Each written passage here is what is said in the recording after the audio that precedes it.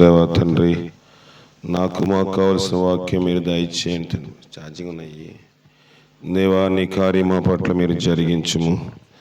సైతాన్ని ఎక్కడ నా మీద మా మీద క్రియ జరగకుండా నీ ఆత్మ సంచారం మా మీద ఉంటే కృప దయచేయండి. దేవా తండ్రి, లోకం ఎంతో అపాయకరముగా ఉన్నది. ఎటు చూసిన దేవా తండ్రి అపాయకరమైన సూచనలు మేము చూస్తున్నాము. నీ వాక్యం సెలవిచ్చిన రీతిగా ఇంతలో కనబడి అంతలో మాయమైపోయే ఆవిరి వంటి వారమే తండ్రి. ఎప్పుడు ఎవరైపోతామో తెలీదు.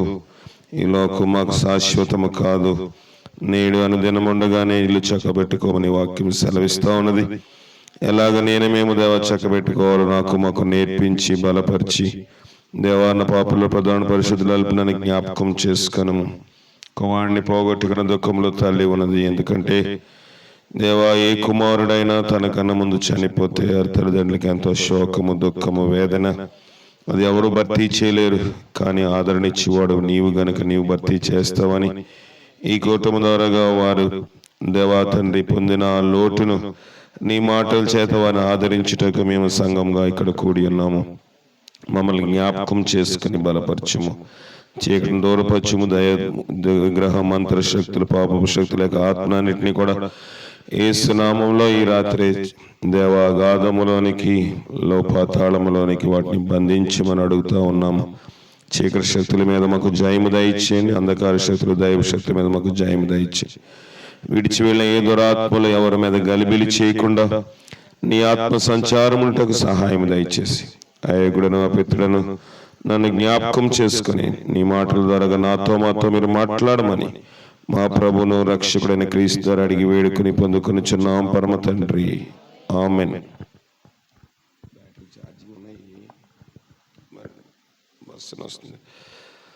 ఆరాధన గీతంలో 90వ పాట మొదటి 2 వచనాలు,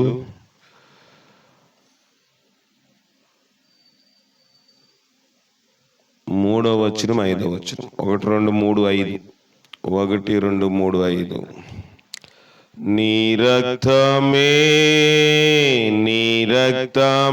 నన్ను శుద్ధీకరించున్, నీ రక్తమే నా నీ రక్తధారలేలా పాపికాశ్రయం మీచును, నీ రక్తధారలే పాపికాశ్రయం మీచును. పరిశుద్ధ తండ్రి కడిగి పవనం, పరిశుద్ధ తండ్రి పాపిని కడిగి పవన పరచుము. నీ రక్తమే నన్ను శుద్ధీకరించున్, నీ రక్తమే నా బలము. నశించు వారికి నీ సిలువ వెర్రితనముగానున్నది, నశించు వారికి నీ సిలువ వెర్రితనముగానున్నది. రక్షింపబడుచున్న పాపికి దేవుని శక్తి అయ్యున్నది, రక్షింపబడుచున్న పాపికి దేవుని శక్తి అయ్యున్నది. నీ రక్తమే నన్ను శుద్ధీకరించున్, నీ రక్తమే నీ సిలువలో కాచినట్టి విలువైన రక్తములోన, నీ సిలువలో కాచినట్టి విలువైన రక్తములోన పరమ పవన కడుగుము, పవిత్ర పరచుము పాపిని, పరమ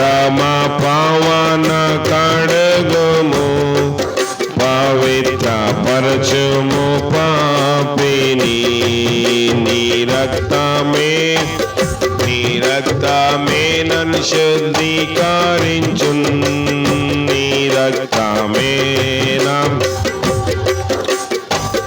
నన్ను వెంబడించు సైతానున్ నన్ను బెదరించు సైతానున్ నన్ను వెంబడించు సైతానున్ నన్ను బెదరించు సైతానున్ దును మాడేది రక్తమే దాహించేది నీ రక్తమే దును మాడేది రక్తమే దాహించేది నీ రక్తమే నీ రక్తమే నన్ను శుద్ధీకరించున్ నీ రక్తమే స్తుతి మహిమ ఘనతయో యుగయుగంబులకును స్తుతి మహిమ ఘనత యుగయుగం స్తుతిపాత్రానికే స్తోత్రార్హానికే తాగను స్తుతిపాత్రానికే చెల్లును స్తోత్రార్హానికే తాగను నీ రక్తమే నన్ను శుద్ధీకరించున్ నీ రక్తమే నా బలము.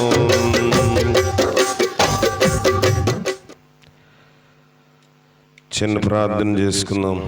మహోన్నతుడా నీ పాదాలకు వందనాలు. నీ సహాయం చేత నింపి భద్రపరచుము. నా ఎగుడన ప్రభా నీ రక్తం మమ్మల్ని శుద్ధీకరిస్తుంది. నశించు వారికి సిలువను గూర్చిన వార్త వెర్రితనము, కానీ రక్షించబడుచిన పాపికి దేవుని శక్తి అంటుంది. అలాగే నన్ను వెంబడించు సైతానును బెదరించు సైతానును నీ రక్తము దునుమాడుతుంది, దహిస్తుందని వాక్యం సెలవిస్తూ ఉంది. అలాగే దహించే భాగ్యము దయచేసి బలపరచుము. నా ఎగుడన పితృలను జ్ఞాపకం చేసుకుని మీరే దేవా నన్ను నీ నోటిగా నీ పనిముట్టుగా నీ బోరుగా నన్ను వాడుకొని మీరే మహిమ ఘనత పొందమని మా ప్రభువును రక్షకుడైన క్రీస్తు ద్వారా అడిగి వేడుకొని పొందుకొనుచున్నాం పరమ తండ్రి, ఆమేన్. ప్రభువైన యేసుక్రీస్తు నామమున మీ అందరికీ వందనాలు. కొంచెం ఇటు తిప్పండి. ఊర్లోకి కూటమి ఏర్పాటు చేసిన మరి మన ప్రియ సహోదరి రాహేలమ్మ గారికి, అలాగే మార్తమ్మ గారికి, వారి కుటుంబ సభ్యులు ప్రత్యేకమైన వందనములు తెలియజేస్తూ ఉన్నాను. దేవుని వాక్యం చూసుకుందాం. దేవుని వాక్యం చూద్దాం. మార్కు రాసిన సువార్త 14వ అధ్యాయం. మార్కు 14 మొదటి వచనము నుంచి. మార్కు రాసిన సువార్త 14వ అధ్యాయము మొదటి వచనము నుంచి. మైక్ ఇవ్వండి అయ్యా. 2 దినములు, అక్కడ ఒక మైక్ ఇవ్వండి, ఇక్కడ ఒకటి ఇవ్వండి, ఇంకొక కార్డులేసి ఇవ్వండి. 2 దినములైన పిమ్మట, 2 దినములైన పిమ్మట చదవండి. పస్కా పండుగ అనగా పులియని రొట్టెల పండుగ వచ్చెను. పులియని రొట్టెల పండుగ వచ్చెను. అప్పుడు ప్రధాన యాజకులను శాస్త్రులను మాయాపాయము చేత ఆయన ఎలాగ పట్టుకొని చంపుదుమాయని ఆలోచించుకొనుచుండిరి గాని ప్రజలలో అల్లరి కలుగునేమో అని పండుగలో వద్దని చెప్పుకొనిరి. ఆయన బేతానియలో కుష్ఠరోగి అయిన, ఎక్కడంట? బేతానిలో కుష్ఠరోగి అయిన సీమోను ఇంట భోజనమునకు కూర్చుండి ఉన్నప్పుడు ఒక స్త్రీ మిక్కిలి విలువ గల, ఎన్నో వచ్చింది చదువుతున్నారు? 14 వచనం నుంచి అండి. 14 మార్కు 9:14. 9:14. ఇంకా రాలేదు. వారు శిష్యుల యొద్దకు వచ్చి వారు చుట్టూ బహుజనులు కూర్చుండెయుండుటయు శాస్త్రులు వారితో తర్కించుటయు చూచిరి. వెంటనే జనసమూహమంతయు యేసును చూచి మిగుల విభ్రాంతి ఆశ్చర్యము నొంది ఆయన యొద్దకు అనగా యేసునందుకు పరిగెత్తుకుని వచ్చి యేసునకు వందనము చేసిరి. అప్పుడు యేసు మీరు దేని గూర్చి వారితో తర్కించుచున్నారని వారిని అడుగగా జనసమూహంలో ఒకడు బోధకుడా మోగ దయ్యము పట్టిన నా కుమారుని నీ యొద్దకు తీసుకుని వచ్చి తిని. సరిపోతుందండి. ఒక మనుష్యుని ప్రభు దగ్గర తీసుకొచ్చారంట. ఆ మనుష్యునికి ఏ దయ్యం ఉందంట? మోగ దయ్యం. బైబిల్లో అనేక రకమైన దయ్యాలు ఉన్నాయి. బలహీనపరుచు దయ్యము, నడుము వంగిపోయిన స్త్రీ గురించి ప్రభు చెప్పాడు. బలహీనపరుచు దయ్యము పట్టిన ఆ స్త్రీ అని రాయబడి ఉంది. ఇక్కడ ఒక దయ్యం ఉంది. ఈ దయ్యం ఏం చేస్తుందంటే మాటలు రాకుండా చేస్తుంది. మూగ దయ్యం. అయితే ప్రభు దగ్గరికి అతనిని తీసుకుని వచ్చారంట. తీసుకుని వచ్చిన తర్వాత అది ఎక్కడ వానిని పట్టునో అక్కడ వానిని పడద్రోయనో. జాగ్రత్తగా వినండి. దయ్యం పట్టినప్పుడు ఏం చేస్తుందంట? మనిషిని పడేస్తుంది. నడుస్తా వెళ్ళున్నాడు అనుకోండి, పట్టుకుంది అనుకోండి, పడేస్తుంది. బండి మీద వెళ్తున్నాడు అనుకోండి, పట్టుకుంది అనుకోండి, ఏం చేస్తుందంట? పడేస్తుంది.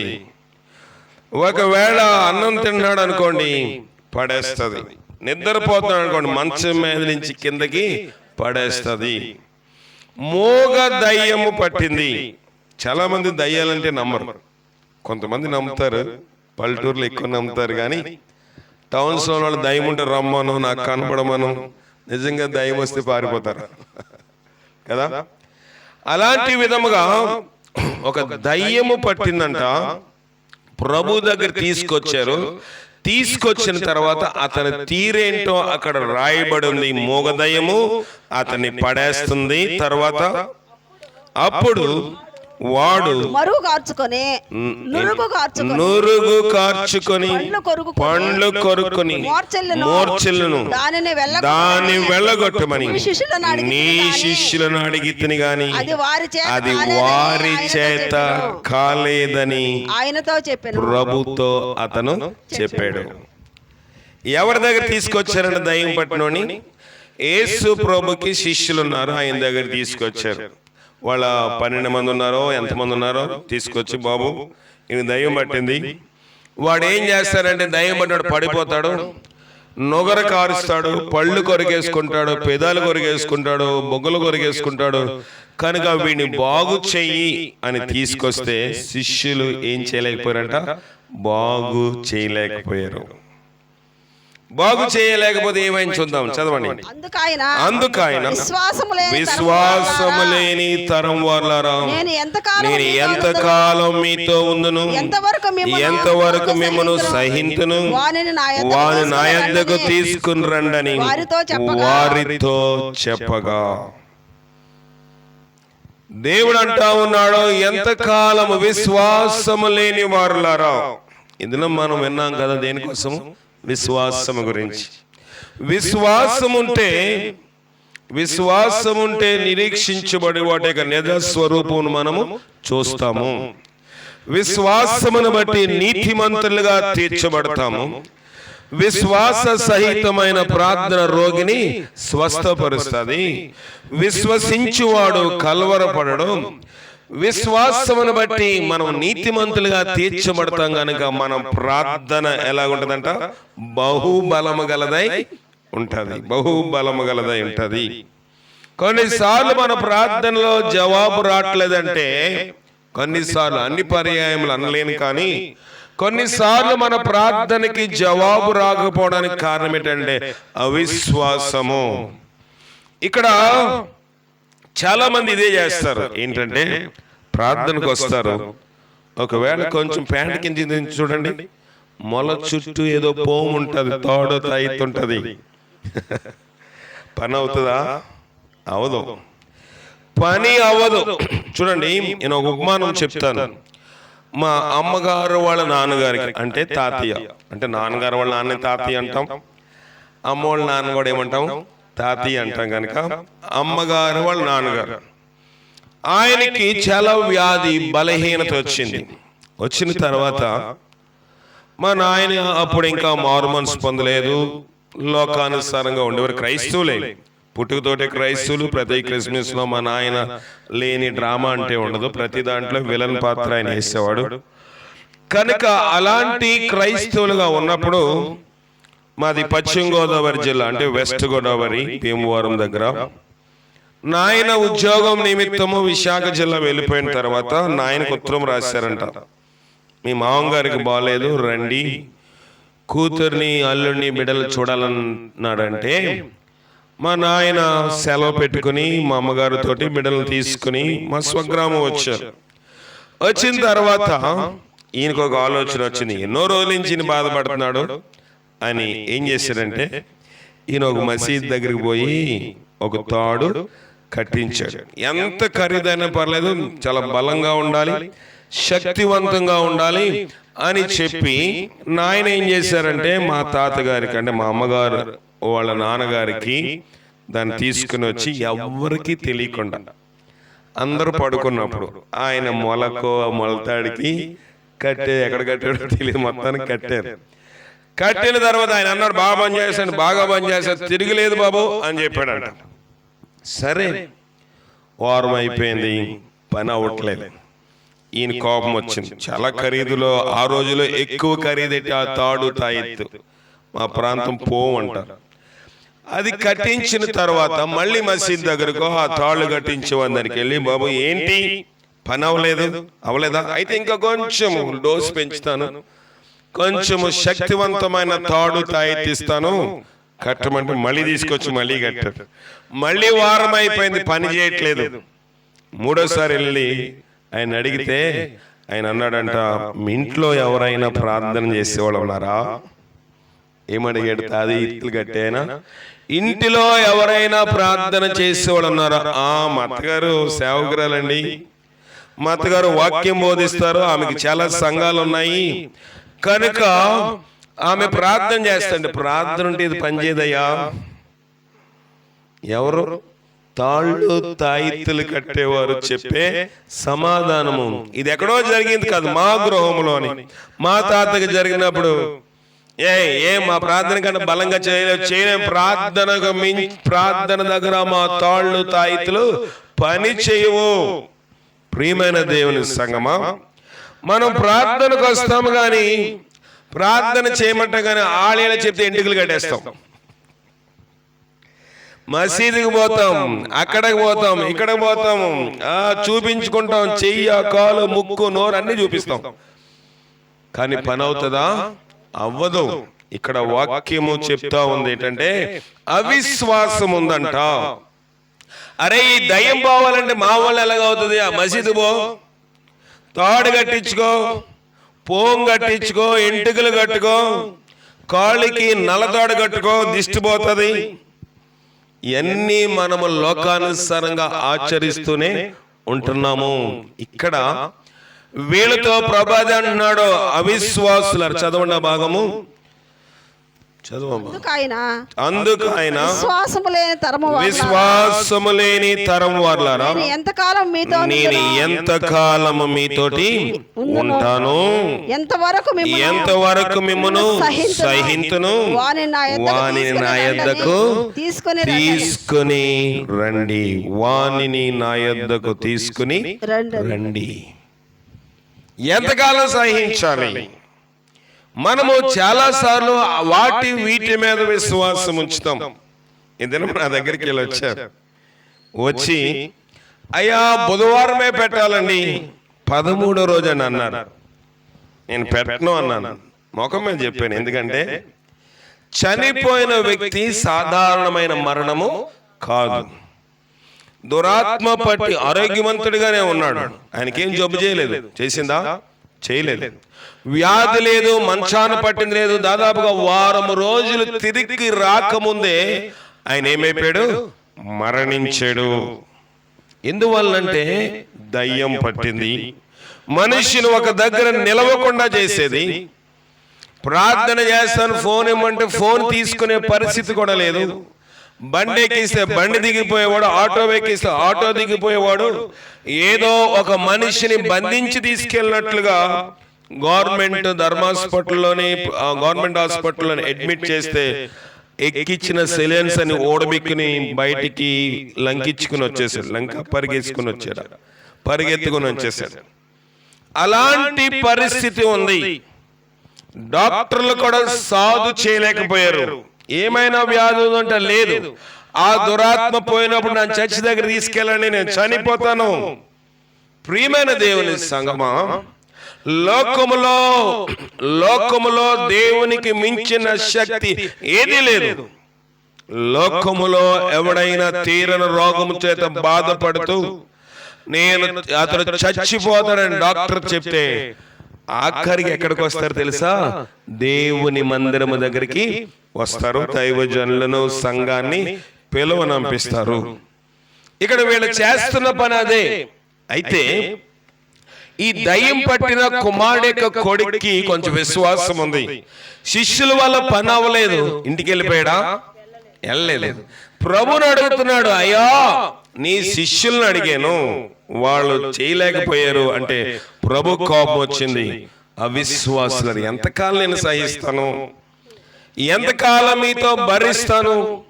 ఈ వ్యక్తి, చనిపోయిన వ్యక్తి దురాత్మ చేత చనిపోయాడు కనుక, అపిత్రాత్మ చేత చనిపోయాడు, దుష్టశక్తుల చేత చనిపోయాడు. ఇప్పుడు మళ్ళీ నేను జాగ్రత్తగా వినండి, మళ్ళీ నేను ఆ కాలము ప్రకారమే కూటం పెట్టాను అనుకోండి, సైతాన్ ఎవరి మీదకి వస్తాడు? నా మీదకి వస్తాడు. ఏకీభవించిన మీ మీద కూడా దాడి చేయడానికి ప్రయత్నము చేస్తాడు. ఇంతకుముందు వేరే సంఘానికి వెళ్ళేవాళ్ళం కదా మనం.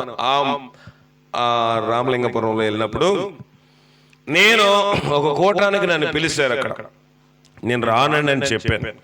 ఎందుకంటే ఆ కూటానికి ఎందుకు రానంటే ఆమె బలాన్మరణం అంటే ఉర్రి పెట్టుకుని చనిపోయింది. నన్ను పిలిచారు ఆ కూటానికి, రండి మీరు కూడా వాక్యం చెప్పాలంటే. ఉర్రి పెట్టుకుని చనిపోయిన దగ్గర వెళ్ళి ఏం ఆదరణ కూటం చేస్తాము? వాళ్ళకి ఏదైనా ఉంటే వాళ్ళ ఇంటికి తీసుకురండి, ప్రార్థన, వాళ్ళకి ఏదైనా వాళ్ళ కోసం ఉపవాసం ఉండి ప్రార్థన చేద్దామంటే లేదు, వెళ్ళవలసిందే, ఖచ్చితంగా కూటము పెట్టవలసిందే. వాళ్ళ కుటుంబస్తులకు కూడా చెప్పారు, నేనైతే కూటానికి రానండి, నన్ను బలవంతం చేయొద్దు అన్నాను. ఆయన రాకపోతే రాకపోతే ఇంకొకరిని తీసుకెళ్తానని తీసుకెళ్ళిపోయారు. ఆయన పాపం తెలిసైతే చేయరు కదా. తెలియక తీసుకెళ్ళిపోతే వెళ్ళి వచ్చిన దినము రాత్రికి ఆయన బెడ్ రిడెన్ అంటే మంచం పెట్టేశారు. ఎవరు? దేవుని సేవకుడు. ఇప్పుడు మళ్ళీ దేవుని సేవకుడే బెడ్ రిడెన్ అంటే మరణం పడక పట్టేసి ఎవరు ప్రార్థన చేస్తారు? సంఘానికి అంత విశ్వాసం లేదు. అయ్యో దైవజనుడికి నీరసం అయిపోతే మనందరూ ఉపవాసం ఉండి ప్రార్థన చేయాలని ఎవరికి లేదు. నాకు ఫోన్ చేశారు, అయ్యా పాస్టర్ గారు చచ్చిపోలేకున్నారండి, మీరు రండి అంటే నేను అన్నాను, ఏంటి నాకు తెలిసి ఎందువల్ల అయిందో. కనుక నేనేం చెప్పానంటే అందరూ రండి ఉపవాస ప్రార్థన చేద్దాం. ఫోన్లో అందరికి మెసేజ్ పెట్టాము, అందరూ ఉపవాస ప్రార్థన చేసాము. కొంతమంది ఉండలేకపోతే 12 గంటలకి అందరి ఇంటికి పంపించి మళ్ళీ ఫోన్లో అందరూ ఒకరి తర్వాత కాన్ఫరెన్స్ పెట్టుకుని ప్రార్థన చేస్తే తెల్లారికి లేచి ఎలాగున్నదంటే పాలకి వెళ్ళాడండి పాస్టర్ గారు. ప్రార్థన గొప్ప కార్యములు చేస్తుంది. చూడండి ఎందుకు ఇంత జాగ్రత్త వహిస్తున్నాం అంటే చాలా మందికి మర్మం తెలియదు. చాలా మందికి ఒక బలన్మరణం అంటే సైతాను అక్కడ ఎంతో శక్తిని, విజయాన్ని పొందుతాడు. మరణము తప్పించిన ప్రభువైన యెహోవా వశము. ఇక్కడ మరణము మనల్ని కబళించిందంటే మనము చనిపోవలసిన టైం కన్నా ముందుగానే చనిపోయాము, మనంతట మనమే ప్రాణం తీసుకున్నామంటే సైతాను అక్కడ విజయ పతాకం అంటే జెండా ఏం వేశాడు? ఎగరేశాడు. చాలా మందికి మర్మం తెలియక పర్వాలేదులే అనుకుంటారు. నేను వీళ్ళకి అదే చెప్పాను, అయ్యా ఆయన బలవంతంగా చనిపోయాడు, బ్రతికి ఉన్న మీరు మంచిగా శాంతియుతంగా ఉండాలంటే ఈ సంబంధమైన డేట్స్ నాకు చెప్పకండి. ఎందుకంటే మీరు అనుకుంటారు ఆ డేట్ లో చేస్తే ఆ వ్యక్తి శాంతిస్తాడని. కాదు, అది దురాత్మ వల్ల జరిగింది కనుక దురాత్మ సంబంధమైన తారీఖులో ఆ రోజుల్లో ఆ యొక్క సంఖ్యలో నేను పెట్టలేను. కొంచెం కఠినంగానే మాట్లాడవలసి వచ్చింది, ఎందుకంటే ఎన్నరో వింటారా, అమ్మ బాబు అంటే వింటారా? పాస్ట్ గారు మీరు ఎట్ట కట్ చేయండి, నన్ను వంగ తీయడానికి చూస్తారు. మీరు ఆ రేట్ లో పెడితే నేను చేయను, మీరు వద్దంటే నేను మానేస్తాను సంతోషంగా అన్నాను. ఒక మాట చేసుకున్నారు కదా.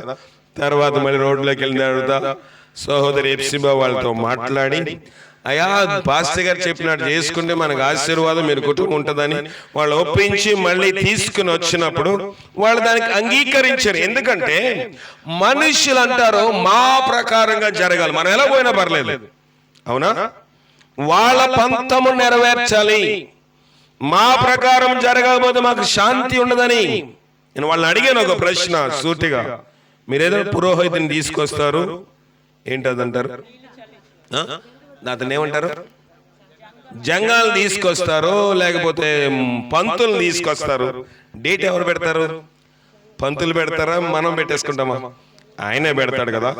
ఆయన పెడితే మనకు ఆశీర్వాదం అని లోకములో అన్ని జనులు ఏమంటారంటే జంగాలు ఆయన పంతులో తీసుకొస్తే ఆయన డేట్ పెడితే మనకి అన్ని బాగా జరుగుతుంది అని మనం అనుకుంటున్నప్పుడు పాస్ట్ గా డేట్ పెట్టినప్పుడు ఎందుకు అంగీకరించరు? అంతే, విశ్వాసము లేదు. డేట్ ఏమో ఆయన పెట్టాలి, కార్యక్రమం ఏమో పాస్టర్ గారు చేయాలి, అవునా? పాస్టర్ గారు గొప్పడా, ఆయన గొప్పడా? దైవజనుడే కదా గొప్పవాడు. దైవజనుడు దేవుని యొక్క సేవకుడు, దైవజనుడు దేవుని వాక్య ప్రకారం నడుచుకునేవాడు.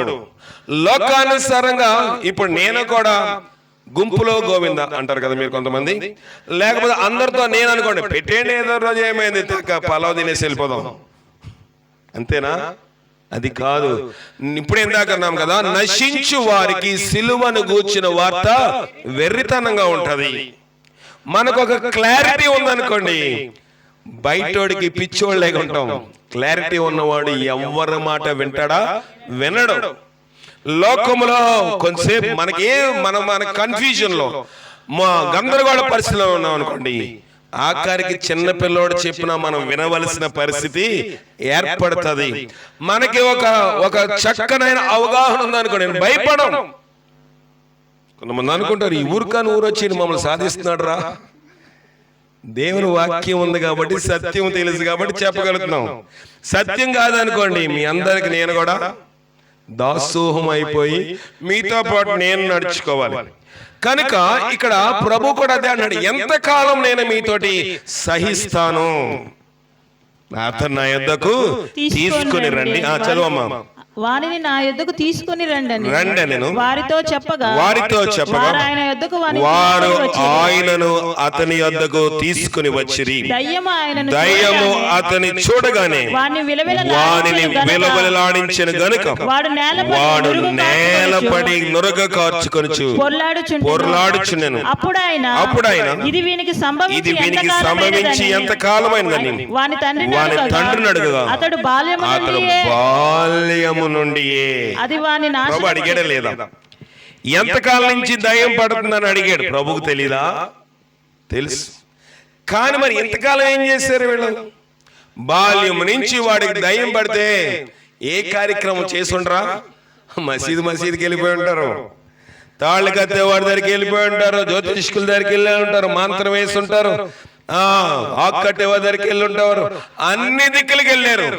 అందుకే ప్రభు అడిగాడు, ఎప్పటి నుంచి వీడికి దయ్యము పడుతుందని? బాల్యము నుండే అని వాళ్ళ నాన్నగారు చెప్పారంట. అప్పుడు ఏమైంది? అది వానిని చదవండి. అది వాని నాశనం చేయవలనని తరచుగా అగ్నిలోను నీళ్లలోను పడద్రోయును ఏమైనా వీలైనైతే మా మీద ఏమైనా నీ వల్ల అయితే మా మీద కనికరపడి మాకు సహాయము చేయము. ఏం చేయాలనుకుంటుందంటే దయ్యము వాడిని ఎక్కడ పడాలి అనుకుంటుంది? నీళ్ళలో గాని అగ్నిలో గాని పడేస్తే వాడు ఏమైపోతాడు? చచ్చిపోతాడు. సైతానికి మనుష్యుని ఏం చేయాలనుకుంటుందంటే చంపేయాలి. లోకంలో ఉన్నాను అనుకోండి, నేను చచ్చిపోతే ఎక్కడికి వెళ్ళిపోతాను? నేను నరకానికి వెళ్ళిపోతాను. నరకము ఎవరి యొక్క రాజ్యము? సాతాను రాజ్యము. వాడి రాజ్యములో మనుష్యులను తెచ్చుకోవడానికి సాతాను ఏం చేస్తాడంటే చంపేయాలి. కనుక వీడు ఎక్కడ ఉన్నప్పుడు వాడు పాపం చలొచ్చి శీతాకాలం చలేడుతుందని మంట కాసుకున్నాడు అనుకోండి, అక్కడ వచ్చి వాడి మీద ఏం చేస్తుంది?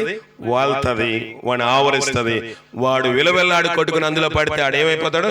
చచ్చిపోతాడు. ఎవరో చూసి వాడిని పక్కకి తీసేవాడు. కరెక్ట్ గా ఏ చెరువు దగ్గరకో బావి దగ్గరికి వెళ్ళాడు అనుకోండి, అక్కడికి వెళ్ళినప్పుడు అక్కడ దయ్యం వాడి మీదకి వాళ్తుంది, ఆవరించేస్తుంది. పాపం ఎవరో చూస్తారు, తీస్తారు. అలాగ అతను ప్రాణము కాపాడబడుచు ఉంది. ఇక్కడ ఈ తండ్రి అన్నాడు, నీకు చేతనైతే ఆ వ్యక్తిని, నా కొడుకుని రక్షించు అని అడిగాడు. అప్పుడు ఏమైనా చూద్దాం. అందుకు యేసు నమ్ముట నీ వలనైతే నమ్మువానికి సమస్తమును సాధ్యమే అని అతనితో చెప్పెను. నమ్ముట నీ వలనైతే నమ్మువానికి సమస్తము ఏంటంట? సాధ్యమే. నమ్ము, నీవు నమ్మితేనే సాధ్యపడుతుంది. ఎంతమంది నమ్ముతున్నాం? మనం ప్రార్థన చేయమంటాం కానీ నమ్మకం ఉండదు. అయ్యగారికి చెప్పబోతే అడుగుతాడని కొన్నిసార్లు, నాకు ఎందుకు చెప్పలేదు అంటాడను కొన్నిసార్లు. ఎందుకైనా మంచిది కదా. ఒక ఆటో డ్రైవర్ నాకు తెలుసు. ఆయన ఏం చేస్తాడంటే ట్యాబ్లెట్లు వేసుకుంటూ ఉంటాడు. ఒకవేళ పెంట మీద అక్కడ ఏదైనా ట్యాబ్లెట్ పడేసింది అనుకోండి, తీసుకుంటాడు. అతను తీసుకుని జోబులో పెట్టుకుని పెంట మీద అంటే ఆ చెత్తలో వేసేసారు, మీరు పని చేయదని వేసేసారు మీరు బయట. కానీ అతను ఏం జోబులో పెట్టుకుని ఆ ట్యాబ్లెట్లు వేసుకుని, ఎందుకు వేసుకుంటాం అంటే దేనికైనా పని చేద్దు కదా. ఏ ట్యాబ్లెట్ అయినా మింగేస్తాడు, ఏ ట్యాబ్లెట్ కనబడినా వదలడు. రోజుకోటి ఆ ట్యాబ్లెట్ వేసేస్తాడు, ఊరికనే వచ్చిందా వేసేస్తాడు. ఎంతకైనా పని చేస్తుంది కదా. కొంతమంది కూడా అలాగే మొక్కుంటారు, ఎందుకైనా మంచిది. ఆ దేవుడు కూడా ఒక దండం పెట్టుకుంటే పని అయిపోలే. ఇక్కడ ఈ వ్యక్తి అంటున్నాడు, నీకు చేతనైతే నా కొడుకుని రక్షించుమన్నందుకు యేసు నమ్ముట నీ వలనైతే నమ్మువానికి సమస్తము సాధ్యమే అని చెప్పెను. వెంటనే ఆ చిన్నవాని తండ్రి నమ్ముచున్నాను, నాకు అపనమ్మకము ఉండకుండా సహాయము చేయమని బిగ్గరగా చెప్పెను. చూడండి, అతను పర్ఫెక్ట్ గా దేవునితో మాట్లాడుతాడు. నేను నమ్ముతున్నాను, కానీ మధ్యలో అపనమ్మకము వచ్చేస్తదేమో, నాకు సహాయం చేయి. చాలా సార్లు మనం ప్రార్థన చేయం, ప్రభువా నేను నిన్ను నమ్ముతున్నాను, నేను నీ కుమారుని నీ కుమార్తెని అని మనం అంటున్నాం. కానీ ప్రభువా అపనమ్మకం వస్తుందేమో. అపనమ్మకం రాదంటారా? మనకి వస్తుంది. పేతురంతటి వాడికే ప్రభువా అన్నాడు, ప్రభువా నీవే అయితే నీళ్ళ మీద నేను నడిచి వచ్చి నాకు సెలవిము, నాకు పర్మిషన్ కావాలంటే రా అన్నాడు దేవుడు. అంతే. వెళ్ళిపోతున్నప్పుడు గాలిని, అలలను, కెరటాలని అన్ని చూసి ఏమైపోయాడు? మునిగిపోతుంటే ప్రభు అన్నాడు, అల్ప విశ్వాసి ఎందుకు సందేహపడుతున్నావు? సందేహం వస్తే మునిగిపోతాం. ఏదో పాపం చేయవసరం లేదు. మనం అనుకుంటాం మన పాపము కారణం కాదని నేను చెప్పను, కానీ పాపమే కాదు, అపనమ్మకం ఉన్నా సరే ఏమైపోతాము? మునిగిపోతాం. పేతురు భక్తిహీనుడేమి కాదు. పేతురు ఎవరినో పొడి చేయలేదు, పేతురు దొంగతనం చేయలేదు, పేతురు బూతులు, సినిమాలు, సిగరెట్లు ఇవేమి కాల్చలేదు, వాటిలోని లోక సంబంధమైన పాప వ్యవహారం చేయలేదు. కానీ అపనమ్మకం వచ్చినప్పుడు ప్రభు ఎదురుగా ఉన్న ఏమైపోతున్నాడు? మునిగిపోతున్నాడు. చాలా సార్లు మన ఇంట్లోనికి కష్టాలు, ఇబ్బందులు రావడానికి కారణము అపనమ్మకము, అవిశ్వాసము. లోకములోని ప్రభువును కూడా ఒక ప్రయత్నంగా చేస్తాము, ప్రభువే ఆఖరి ఫైనల్ అనుకోము. ఇతను చెప్తున్న మాట ఏంటంటే, నాకు నమ్మకం ఉంది ప్రభువా, అందుకే శిష్యులు చేయలేకపోయినా నీ దగ్గరికి వచ్చాను, కనుక నాకు అపనమ్మకం ఒకవేళ సైతానుడు పెడతాడేమో కనుక అపనమ్మకము కలగకుండా నాకు సహాయం చేయని అడిగినప్పుడు ఏమైంది చదవండి. జనులు గుంపు కూడి తన యొద్దకు పరుగెత్తుకుని వచ్చుట యేసు చూచి మూగవైన చెవిటి దయ్యమా వానిని వదిలిపోము, ఇక వానిలో ప్రవేశించవద్దని నీకు ఆజ్ఞాపించుచున్నానని చెప్పి ఆ అపవిత్రాత్మను ఏం చేశారంట దేవుడు? గద్దించెను. అపవిత్రాత్మను దేవుడు గద్దించెను. ఇక ఈ వ్యక్తిలోనికి ప్రవేశించొద్దు, కనుక ఈ వ్యక్తిని వదిలిపో అని ప్రభు గద్దించినప్పుడు ఏమైందంట?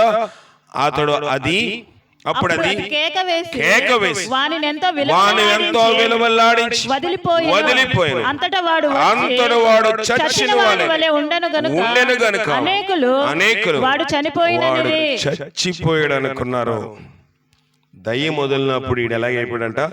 చచ్చిన వాని వలె అయిపోతే అందరూ అనుకున్నారంట వీడు చచ్చిపోయాడు, దేవుని దగ్గర తీసుకెళ్ళిన లాభము లేదు, శిష్యుల దగ్గరికి తీసుకెళ్తే అసలేమి లేదు, ఈ దేవుని దగ్గర తీసుకొస్తే ఈయన చంపేశాడు రా అన్నారు. అంటే ఏమైంది చూడండి. అయితే యేసు వాని చేపట్టి వాని లేపగా వాడు నిలువబడెను. సైతానుడు శక్తి లేకుండా చేస్తాడు. ఒకసారి ఒక స్త్రీకి దయ్యం పట్టింది, నా దగ్గర తీసుకొచ్చారు. ఆమె ఏదేదో మాట్లాడుతూ ఉన్నప్పుడు నేను చేసి ప్రార్థన చేస్తా ఉన్నాను. ఎక్కడి నుంచి వచ్చావు? నేను చెప్పను. ఏమంటుంది? నేను చెప్పను అంటుంది. చెప్పకుండా వెళ్ళలేవు అన్నాను. అయితే చెప్తాను. ఎక్కడి నుంచి వచ్చావంటే పలానా చేలోని ఈ స్త్రీ చింతకాయలు ఏరుకుంటుంది, అక్కడే నేను ఎప్పుడు సంచారము చేస్తా ఉంటాను. మరి ఎందుకు పట్టుకున్నావు అంటే అక్కడ టాయిలెట్ పోసింది, నాకు కోపం వచ్చింది, అందుకే ఈమె నేను ఏం చేశాను? ఆవరించాను. నా జీవితంలో చాలా నా దయ్యాలతో మాట్లాడటం ఇష్టం, ఎందుకంటే గొప్ప గొప్ప సంగతులు చెప్తాయి. దయ్యాలు కూడా యేసు ప్రభు నిజరక్షుడని చెప్తాయి. అనేక కోటాల్లో దయ్యాలు పట్టినప్పుడు నేను అక్కడికి వెళ్ళి చూస్తూ ఉండేవాడిని. ఎందుకంటే సహవాసంలోని ఫెలోషిప్ లోని ముగ్గురికి దేవుని యొక్క ఇద్దరికి మాత్రమే ఆ దినాల్లోని నాయన తరంలో ఉండేది. నాయనకి స్టోట్పురం దేవసాయం గారికి దయ్యాల మీద అధికారం దేవుడు ఇచ్చాడు. ఇచ్చినప్పుడు వాళ్ళ నాన్నగారి దగ్గరికి రాత్రి 2 గంటల వరకు మనుషులు తీసుకొచ్చేవారు. ఎవరు చూసినా దయ్యాలు పట్టిన వాళ్ళే. కనుక ఎన్ని చూసినాము నేను కూడా దయ్యాలతో మాట్లాడాలి. కనుక నేను ఆ వ్యక్తితో అప్పుడే కొత్తగా మారు మనసు పొందాను. 10వ తరగతి చదువుతున్నాను. 10వ తరగతి అయిపోయి ఇంటర్కి వెళ్తాను అనుకుంటా. ఆ సమయంలో దయ్యం పడితే నాన్న ఇంట్లో లేరు. అప్పుడు చిన్న పాస్టర్ కదా, మీరు ప్రార్థన చేయాలన్నారు. చెయ్యకపోతే వీడికి చేత కదా అనుకుంటారు. చేస్తే ఆ దయ్యం ఏం మాట్లాడుతో తెలియదు, పర్లేదులే ఏదైతే ఏదైందని చెప్పి వెళ్ళి ఆ దయ్యం మీద చేయించి ప్రార్థన చేస్తే ఆ దయ్యం అంటే నాకు కోపం వచ్చింది. తెలియక కదా చేశాను. నేను చెప్పాను, తెలియక కదా ఆమె ఒంటిలు పోసిన ఉన్నావు నాకు కనబడుతుందా? నేను పక్క నుంచే చూస్తున్నాను, వెళ్ళిపోతున్నాను కూడా అక్కడే పోయాలా అని అడిగింది. సర్లే ఈమెను మళ్ళీ ఆవరించడానికి వీల్లేదు అని చెప్పి ప్రార్థన చేసినప్పుడు నేటి వరకు ఆమె ఆరోగ్యవంతురాలుగా ఒక కుమారుని కూడా ఒక తల్లి అయింది ఆమె. ప్రియమైన దేవుని సంగమా, దయ్యములు మనుషులు ఆవరిస్తాయి. వాటి మీద దేవుడు అధికారం ఇచ్చాడు.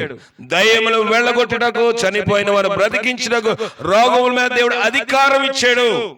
అయితే ఇష్టానుసారంగా చూడండి, కొన్ని వ్యాధులకి ఇంజెక్షన్ వేస్తారు, కొన్ని వ్యాధులకి టాబ్లెట్ వేస్తారు, కొన్ని వ్యాధులకి సెలైన్ పెడతారు. మీరేమంటారు? సెలైన్ అంటారా? సెలైన్ పెడతారు, బాటిల్ ఎక్కిస్తారు. కొన్ని వ్యాధులకి ఆపరేషన్ చేస్తారు. అన్నిటికీ ఒక రకమైన పని ఉంటుందా? ఉండదు. ఇక్కడ ఏం జరిగింది చూద్దాం. ఈ పని ఏమో చూద్దాం.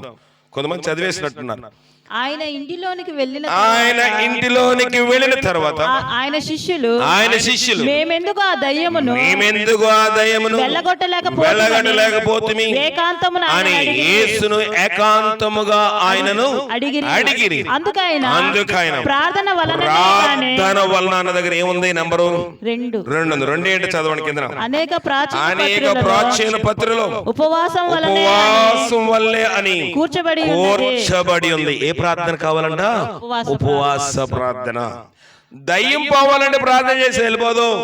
ప్రభు అదే చెప్పాడు శిష్యులకి, ప్రభా నువ్వు ఇలాగంటే వెళ్ళిపోయింది కదా, మరి మాకు కూడా అధికారం ఇచ్చావు కదా. అధికారం ఇచ్చాను, మరి ఎందుకు పోలేదు? ప్రార్థన వల్లే, అంటే ఉపవాస ప్రార్థన వల్లే దయ్యము వెళ్ళిపోతుంది. కొంతమంది దయ్యాలు కనబడతాయి, కొంతమంది కనబడవు. కొంతమంది ఇంట్లో అత్తమాడి గొడవ అవుతుంది. ఏంటి అని అంటే, మా ఆయన తాగబోతుంటారు. కాదు, తాగబోతు వల్ల కాదు, ఆ ఇంట్లో దయ్యం ఉందని అర్థం. ఆ ఇంట్లోని దయ్యం ఉంటుంది తెలీదు. దయ్యం ఇద్దరికి ఏం చేస్తుంది, కలహం పెట్టి ఆ టీవీ వెనకాలకి వెళ్ళి చూసి నవ్వుతూ ఉంటాడు. ఆడి సీరియల్ చూస్తాడు, మనం కాదు. దయ్యాలు మన ఇద్దరం గొడవాడు, నాయన నా భార్య గొడవాడుకుండి మంచం మీద కొట్టుకుని ఒకళ్ళు కింద ఒకళ్ళు పైన పడుకుంటే సీరియల్ బాగుందిరా, ఇంకా ఎపిసోడ్ అవ్వలేదని చూస్తాడు. ఎవడు? దయ్యము. మనం అనుకుంటాము మా ఆయన మంచోడు కాదు. సరే, ఆ వ్యక్తిత్వం ఎలాగున్నాం, ఒకవేళ తాగుబోతావచ్చు, తిరిగిపోతావచ్చు, వేరే స్త్రీ వ్యామోహంలో ఉండొచ్చు. కానీ దీని అంతటికి కారణం ఎవరు చెప్పండి? అపవాది, దయ్యము, సాతాను. కనుక ఇంట్లో గొడవ ఆడుతుందంటే పుట్టింటికి వెళ్ళిపోవడం కాదు. ఉదయం చెప్పాను కదా, ఇంట్లో గొడవ అవుతుందంటే పుట్టింటికి వెళ్ళిపోవడం కాదు. మోకరించి ఉపవాసముని ఏం చేయాలి? ప్రార్థన చేయాలి. ప్రభు శిష్యులతో అదే చెప్పాడు, ఉపవాస ప్రార్థన కావాలి. ఉపవాస ప్రార్థన ద్వారానే దయ్యాన్ని వెళ్ళగొట్టగలం. ఫోన్లో ప్రార్థన చేస్తే అవుతుందా? శిష్యులకి అవ్వలేదు, నాకు అవుతుందా? అవదు. కనుక ఏదైనా సమస్య వచ్చినప్పుడు ప్రార్థన చేయండి అంటాం. తేలిగ్గా ప్రార్థన అయిపోవాలి, త్వరగా స్వస్థత వచ్చేయాలి. ఈ అయ్యగారి దగ్గర స్వస్థత కాకపోతే ఇంకో అయ్యగారి దగ్గరికి వెళ్ళిపోతాం, అక్కడ అవ్వదు ఇంకో దగ్గరికి వెళ్ళిపోతాం. ఎక్కడ అవ్వకపోతే తాళ్ళు తాయితులు కట్టించుకుంటాం. ఆఖరికి మనం చేసేటటువంటి మనిషిని పోగొట్టేసుకుంటాం. మనం చేసే మూర్ఖమైన పనుల వల్లే మన మధ్య నివసించవలసిన ఈయన పేరు శాషిని పోగొట్టుకున్నాం. మనం ఏదో అనుకుంటాము, కానీ ప్రభు అంటున్నాడు ఈ దయ్యము మేము ఎందుకు వెళ్ళగొట్టలేం ప్రభువా అంటే ప్రార్థన ఉండాలయ్యా. చాలా సంఘాలు ప్రార్థన ఉండదు, పాటలు పాడతారు, వాక్యం చెప్తారు, ముగించేస్తారు. కానీ మనం ఎందుకు ప్రార్థన చేస్తామంటే, ఈ గృహంలో వచ్చి అందరితో ఎందుకు ప్రార్థన చేయించాము? ప్రార్థన అనేకమైన గొప్ప కార్యములు చేస్తది. యేసు ప్రభు అంతటా వాడే ప్రతిదినము ఆయన ఏకాంతంగా కొండెక్కి సముద్ర తీరం వెళ్ళి అరణ్యంలోకి వెళ్ళి ఒంటరిగా కొన్నిసార్లు శిష్యులతో కలిసి ప్రార్థన చేశాడు. గనుకనే సిల్వ మరణమును పొందినంతగా ఆయన జయం చూడగలిగాడు. మనం అనుకుంటాం ప్రార్థన ప్రార్థన ప్రార్థన అంటే ప్రార్థనే, వేరే ఆప్షన్ లేదు క్రైస్తవుడికి. నాకు మొర్ర పెట్టమన్నాడు దేవుడు, నేను మొర్ర పెడితే నేను ఇస్తాను అని చెప్పాడు. కనుక శిష్యులు అన్నారు, అందరితో అడిగితే సిగ్గేస్తుందని. శిష్యులు ప్రభువా మా యొక్క గుట్టు ఎక్కడ దేవుడు బయట పెట్టేస్తాడో అని ఒంటరిగా ఉన్నప్పుడు, ఏకాంతంగా ఉన్నప్పుడు ఎందుకు వెళ్ళగట్టలేకపోయామంటే, చదవండి ఆ మాట చదవండి. అందుకైనా ప్రార్థన వల్లనే అని, మరి దేని వలన ఈ విధమైనది వదిలిపోవడం అసాధ్యమని వారితో చెప్పాను. కనుక దయ్యము పోవాలంటే ఉపవాస ప్రార్థన పెట్టాలి. మన ఇంట్లో కూటం జరగాలి. చాలా మంది అనుకుంటే కూటం పెడితే బిస్కెట్లు డబ్బులు అయిపోతారా, టీలు డబ్బులు అయిపోతా అనుకుంటాం. కానీ దీంట్లో కొంత శ్రమ ఉంటుంది, ఇబ్బంది ఉంటుంది. టీ ఇవ్వకపోయినప్పుడు, నేను చాలా మంది మాకు ఏమి ఇవ్వకపోయినా పర్లేదు, నాకు కానికి ఇవ్వకపోయినా పర్లేదు, ఇంట్లో కూటం పెట్టండి. ఇంట్లో కూటము జరిగితే, సంఘం ఇంట్లోకి వస్తే, దైవజనాంగం ఇంట్లోకి వస్తే, ప్రార్థన జరిగితే ఆ ఇంట్లో శాంతి ఉంటుంది, ఆ ఇంట్లో సమాధానం ఉంటుంది, ఆ ఇంట్లో దేవునాత్మ సంచారం జరుగుట మనం చూస్తాం. కానీ కొన్నిసార్లు మనం ఏం ఆలోచిస్తామంటే, హాస్పిటల్కి ఎంతైనా ఖర్చు పెడతాం, పెట్టమా? పెడతాం. లేకపోతే బాధ వచ్చినప్పుడు అక్కడిక్కడికి వెళ్ళి అది ఇది చేసి ఎన్నెన్నో చేస్తాం. కానీ ఖర్చు లేని ప్రార్థన కొన్నిసార్లు మన గృహాల్లో పెట్టలేం. అందువలన సైతానుడు, దురాత్మ మన ఇంటిలోని కొన్నిసార్లు కనబడతాడు సైతాను, కొన్నిసార్లు కనబడకుండా ఇల్లంతా కలవరం పెడతాడు. కొంతమంది ఫోన్ చేస్తారు, అయ్యా నాకు ఇవాళ నిద్ర పట్టలేదండి. నేను అంటాను దయ్యం ఉందండి. దయ్యం ఏం కల్లోకి రాలేదండి, గొడవలు ఆడుకుంటున్నాం. దయ్యం కాకపోతే ఏంటి? కలహము ఏంటి? సైతానుడు కలహమునకు కర్తవాడు, అల్లరికి కర్త. కొంతమంది ఏదైనా భర్త కొంచెం మాట్లాడితే వీధిలోకి వచ్చి మాట్లాడతారు. ఆడవాళ్ళు మాట్లాడతారా? ఆడు అలాంటాడు ఇలాంటాడు వీధంతా అల్లరి చేసేస్తారు. ఏంటి దేవుడు అన్నాడు, నేను సమాధాన కర్త, నేను అల్లరికి కర్త కాదు. అల్లరికి కర్త ఎవడు? సాతాను. సాతాను ఉన్నదానికి భార్య బయటకు వచ్చి ఏం చేస్తుంది? డాన్స్ చేసేస్తుంది. ఇవన్నీ మనం చూస్తున్నాం జీవితంలో. మా ఆవిడ మంచిది కాదు నువ్వు అనుకుంటున్నావు, కానీ ఆవిడ ఏముంది? దయ్యం ఉంది కనుక డాన్స్ చేస్తుంది, బయటకు వచ్చి అల్లరి చేస్తా ఉంది, ఆళ్ళకిళ్ళకి చెప్తా ఉంది, కనుక ఇంటిలో సమాధానం లేని పరిస్థితి ఏర్పడిపోతుంది. వీటన్నిటికి పరిష్కారం ఏంటంటే ప్రార్థన. ప్రార్థన కూటంలో కూడా అవ్వకపోతే ఉపవాస ప్రార్థన. దేవుడు అన్నాడు మొదట ప్రార్థన ఇంకా లోతులోకి వెళ్తుంది. ఏం ప్రార్థన అంట? ఉపవాస ప్రార్థన. ఇటీవల నేను ఈ గుడ్ ఫ్రైడే సీజన్ లో కొంచెం ఉపవాసం ఉన్నా. ఈ మధ్యకాలం అన్ని రోజులు ఉపవాస ప్రార్థనే. అయ్యా మరి ఉపవాస ప్రార్థన కదా, నాకేం వద్దామా, ఉపవాస ప్రార్థన టీ ఇవ్వండి చాలన్నా. అలాగా ప్రతిరోజు ఒక గృహం దగ్గర ఉపవాస ప్రార్థన పెట్టినప్పుడు దేవుడు మరణదూతలు వెళ్ళగొట్టాడు. ఇటీవల ఒక వివాహమైంది, మీ అందరూ తెలుసు, ప్రేమిలా కుమార్తెకి. ఆమెకు నిద్ర పట్టకుండా అయిపోతుంది. 4 రోజుల నుంచి నిద్ర పట్టలేదు. నా దగ్గరకు వస్తే నేను ఏదన్నా అడుగుతానని నాకు దూరంగా ఉంటుంది. ఎవరు? ఆమె. ప్రేమలా దూరంగా ఉంటుంది. కానీ నేను కనిపెడతా ఉన్నాను, ఏంటి దగ్గర రావట్లేదు, ప్రార్థన చేయించుకోవట్లేదు అనుకుంటున్నాను. కానీ అకస్మాత్తుగా ఏమైందంటే ఆమెని హాస్పిటల్ తీసుకెళ్తే చాలా డబ్బులు అయిపోయిన తర్వాత ఆ రాత్రి టాబ్లెట్లు వేసుకుని నిద్ర పట్టడం లేదు. ఫోన్ చేసింది, అయ్యా నాకు నిద్ర పట్టట్లేదా? ఏం జరిగిందంటే ఎప్పటి నుంచి నిద్ర పట్టలేదంటే 4 రోజులు నిద్ర పట్టట్లేదండి. నేను అన్నాను, నువ్వు ప్రార్థనలో తగ్గిపోయావు. నిజమే, అందుకే నాకు భయం వేస్తుంది, మీ దగ్గరికి వచ్చి ప్రార్థన చేయించుకోవడం భయం వేస్తుంది. భయపడి ఎంతకాలం దూరంగా ఉంటావు? అతిక్రమములు దాచిపెట్టేవాడు వర్ధలడు, కానీ దాన్ని ఒప్పుకొని విడిచిపెట్టేవాడు కనికరం పొందుతాను. ప్రార్థన చేసుకోమా. సరే ప్రార్థన చేసుకుంది. ప్రార్థన చేశాను. సరే ఇంటికి వెళ్తే నిద్ర పడట్లేదు. సరే నిద్ర పడకపోతే చర్చిలోకి వచ్చి పడుకోమని చెప్పాను. చర్చిలో పడుకుంటే నిద్ర వస్తుంది. ఇంటికి వెళ్తే నిద్ర. ఎన్ని రోజులు చర్చిలో పడుకుంటుంది? సరే ఇంటి దగ్గర ఉపవాస ప్రార్థన పెట్టమన్నాను. సరే ప్రార్థన పెట్టారు. వెళ్ళిన తర్వాత ఆమె పశ్చాత్తాపడుతుంది, కాళ్ళ మీద పడి శ్రమపడుతుంది. ఏంటంటే, అయ్యా నేను ఫలానా దగ్గర ఫలానా విధంగా తప్పిపోయాను, నాకు దేవుడు బయలుపరిచాడు కానీ నీ దగ్గర నేను అడగలేదు, వస్తావని చూస్తా ఉన్నాను. అందుకే నీకు ప్రార్థన చేయడానికి కూడా నేను అవకాశం ఇవ్వటం లేదు. సంఘములోని నిలబడి ప్రార్థన చేయడానికి ప్రేమలా ప్రార్థన చేస్తా అంటం లేదు. నేను నువ్వు గమనించావా? గమనించానండి. అందుకే మీ దగ్గర నేను రాలేకపోతా ఉన్నాను. అందుకే మీ సమీపంలో రాలేకపోతా ఉన్నాను. పశ్చాత్తాపడు, దిద్దుకో, సరి చేసుకో, ఉపవాసమును, దేవుడు క్షమాపణ ఈ విషయంలో నిన్ను క్షమించిన ప్రార్థన చేయి. ప్రార్థన చేసాం. రాత్రంతా ప్రార్థన చేస్తాం. ఆ రాత్రంతా ఉపవాసం, రాత్రి 12 గంటల వరకు ప్రార్థన చేస్తాం. సైతం ఎన్నో ఆటంకాలు, కరెంట్ లేకుండా చేశాడు, మైక్ లేకుండా చేశాడు. ఇక ఇంట్లో పెడితే ఒక పెడుతుంది, అందరిని పైకి డాబా మీద తీసుకెళ్ళి ప్రార్థన చేస్తా ఉన్నాను. ప్రార్థన చేస్తాను, వాక్యం చెప్తున్న వాక్యం నడవట్లేదు. నాకు అర్థమైపోయింది సైతాను ఎంతో దాని ఆటంకము చేస్తున్నాడని. ప్రార్థన చేసేసి వెళ్ళిపోయిన తర్వాత తెల్లారి ఫోన్ చేసింది, అయ్యా రాత్రి బాగా నిద్ర పట్టిందండి. నిద్ర పట్టిందని సంతోషపడకు, దేవుడి కార్యం చేసిన సంతోషపడకు. నీ అతిక్రమముల విషయమైన పశ్చాత్తాపడాలి. నా సంచారములన్నీ నీవు లెక్కించావు. మనము చేసిన వాటిని ఎక్కడ తప్పించుకోలేము. మనుషులు మన కళ్ళు కప్పేయచ్చు, వాళ్ళ కళ్ళు వీళ్ళ కళ్ళు కప్పేయచ్చు, కానీ దేవుని యొక్క త్రాసులో మనం తేలిపోతూ ఉంటాము. కనుక ప్రియమైన దేవుని సంగమా, ఈ గృహంలో ఈ నష్టం జరిగింది. ఈ నష్టం మనందరికి ఒక పాఠం. ఈ నష్టం మనందరికి ఒక గుణపాఠం. ప్రార్థన కూటం పెట్టుకోవాలి. ఉపవాస ప్రార్థన సంవత్సరం ఒకసారి ఈ గృహంలో ఉపవాస ప్రార్థన జరిగితే మనం తెలుసో తెలియకో ఏదైనా అపిత్రత, ఏదైనా నష్టంలో, ఏదైనా దుర్నీతిలో జీవిస్తూ ఉంటే దేవుడు విడుదలిస్తాడు. లేకపోతే కొన్నిసార్లు మరణము కిటికీలు ఎక్కే అవకాశం కూడా ఉంటది. కనుక మన ఉపవాస ప్రార్థన నిర్లక్ష్యం చేయదు. మనం కూడా ప్రార్థన అంటే అందరూ భోజనాలు పెట్టాలి, టీలు ఇవ్వాలి, ఇడ్లీలు ఇవ్వాలి, పూరీలు ఇవ్వాలి, గారెలు ఇవ్వాలి, పెసరట్లు ఇవ్వాలి. ఇది కాదు ప్రార్థన. ఉపవాస ప్రార్థన గొప్ప కార్యములు చేస్తుంది.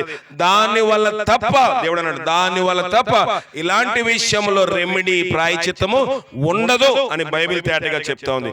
కనుక అలాంటి ప్రార్థన లేకపోవడం అనే గృహంలో నష్టం జరిగిందని మనకి దేవుడు బయలుపరుస్తూ ఈ గృహానికి దేవుడు ఆదరణ ఇచ్చి కాపాడు. ప్రార్థన చేసుకుందాం. ప్రార్థన చేయండి. జీవం గల దేవా, మన సహోదరుడు జోసెఫ్ ప్రార్థన చేస్తాడు. జీవాధిపతి పాదములు కొందనాలు చేర్చుకుంటూ దేవా, అయ్యా మీ యొక్క కృపలో ఉన్న ప్రభా, ఈ యొక్క దినమైన ప్రభా, అయ్యా యొక్క గృహమునందున్న ప్రభా ఏర్పాటు చేసిన అయ్యా యొక్క గృహ కూడికిన ప్రభా, అలాగే నా ప్రభా యొక్క ఆధార కూడిక విషయంలో ఉన్న ప్రభా, అయ్యా మీ యొక్క సహాయాన్ని నా ప్రభా యొక్క దినాన్ని జరిగించినందుకు తండ్రి మీకు వందనాలు చేర్చుకుంటూ దేవా తండ్రి, అయ్యా ఇప్పటిదాకా జరిగిన నా ప్రభా వాక్య పరిచర్యలో నా ప్రభా మీ దాసుల్ని నా ప్రభా బలపరిచినందుకు తండ్రి మీకు వందనాలు చెల్లించుకుంటూ దేవా, అలాగే నా ప్రభా మాకు కావాల్సిన వాక్యాన్ని కూడా మీరు అందజేసారని నమ్ముచు, అలాగే నా ప్రభా ఇక గ్రామస్తులు కూడా నా ప్రభా వీరు గ్రామస్తులందరూ కూడా నా ప్రభా యొక్క వాక్యాన్ని విన్నారని నమ్ముచున్న దేవా, ప్రతి ఒక్కరిలో నా ప్రభా యొక్క వాక్యం నా ప్రభా ఫలింపు చేయొచ్చు నా ప్రభా మీరే కృప చూపించండి దేవా తండ్రి నాయన. ఇప్పుడు దాకా నా ప్రభా పాటలు పాడాం నా ప్రభా, అలాగే వాక్యం చెంది మీ దాసులు చెప్పారు నా ప్రభా యొక్క గృహమునందు ఉన్న యొక్క చీకటి నా ప్రభా ఎవరి మీద ఏలుబడి చేయకుండా నా ప్రభా అది మీ దాసుల మీద ఏలుబడి చేయకుండా, అలాగే యొక్క సంఘసుల మీద నా మీద ఎవరి మీద ఏలుబడి చేయకుండా నా ప్రభా మీ యొక్క అగ్ని కంచి తోడుగా ఉంచిన ప్రభా, మీరే మీ యొక్క కాపుదల మాకు దయచేసిన దేవా, ఇక రాబోయే మే నెలలో నా ప్రభా ఇక ఆదరణ కూడిక ఎక్కడ నా ప్రభా ఏ విధంగా పెట్టుకోవాలో నా ప్రభా మీరే సహాయాన్ని అందించండి. దానికి కావాల్సిన ఆ యొక్క సమయాన్ని నా ప్రభా ప్రతి ఒక్కటి నా ప్రభా అనుకూలపరచమని మిమ్మల్ని బ్రతిమలాడుకుంటూ ఎవరు ద్వారా కాదు కానీ నా ప్రభా మీ దాసులు నా ప్రభా ఆ యొక్క టైంని నా ప్రభా నిర్ణయించిన ప్రభా ఆ యొక్క టైం ప్రకారం నా ప్రభా జరుగుటకు నా ప్రభా కృప చూపించమని కోరుకుంటున్న దేవా. అలాగే నా ప్రభా ఈ యొక్క కుటుంబస్తులు కూడా మీరేమి యొక్క ఆదరణకర్తగా వీరికి తోడుగా ఉండి నా ప్రభా వీరందరిని బలపరిచిన దేవా, వీరందరి నా ప్రభా వీరికి ఆహారం నా ప్రభా ప్రతి దానిలో నా ప్రభా వీరికి సహాయం అందించిన దేవా, ఆ యొక్క అతను విడిచి వెళ్ళిన నా ప్రభా తన కుమారుడి విషయంలో కూడా నా ప్రభా మీరే కృప చూపించండి, అతను కూడా బలపరచండి నా ప్రభా, అతని మీద కూడా ఎటువంటి చీకటి ఏలుబడి చేయకుండా మీరే కృప చూపించి మమ్మల్ని అందరినీ మరొకసారి బలపరచమని కోరుకుంటూ ఈ కొద్ది ప్రార్థన మీకు సన్నిధానంలోకి చేర్చుకోమని మా యేసు పరిశుద్ధ నామములో ప్రార్థన చేసే గడుగుచున్నాం తండ్రి. ఆమేన్. మన పరమ తండ్రి అయిన దేవుని యొక్క ప్రేమ, కుమారుడైన యేసుక్రీస్తు వారి యొక్క కృప, పరిశుద్ధాత్మికనే సహవాసం గృహంలో శాశ్వత విడిచి వెళ్ళిన ఏ అపిత్రాత్మ కుటుంబాన్ని కానీ సంఘాన్ని కానీ బంధువులు కానీ రక్త సంబంధ గ్రామాన్ని కానీ గర్భిలి చేయకుండా నీ ఆత్మ చేత నీ శక్తి చేత నీ ప్రభావం చేత మరణ మురళి విలిచిన ఆ రక్తపు శక్తి చేత అనగదొరక్కమని మా ప్రభు నీ ఆత్మ మెండుగా వారితో ఉంచినట్లుగా ఆయన సహాయం వారికి అనుగ్రహించి కాపాడును గాక. ఆమేన్. అందరికీ వందనాలు.